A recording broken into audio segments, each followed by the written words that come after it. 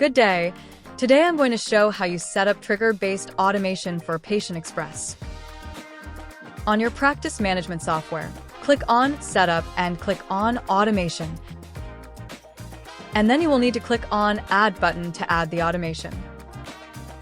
Now from here, you can start adding in the details for the automation that you need, starting with the description. The description will be the name of your automation. Next is the trigger drop-down. It will be the trigger event where the automation will happen. For this instance, we're going to select Appointment Create. Next will be the action drop-down. This is where you will select which action the automation will take after satisfying the trigger drop-down. For this instance, I will be testing using the Create COM log from the drop-down. Next will be for COM log type drop-down. We will select Appointment Related.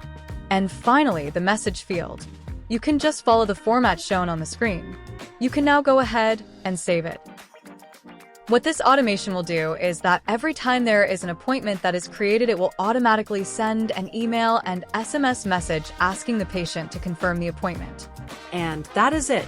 That is how trigger-based automation works on PatientXpress. Thank you so much for watching. See you on the next video.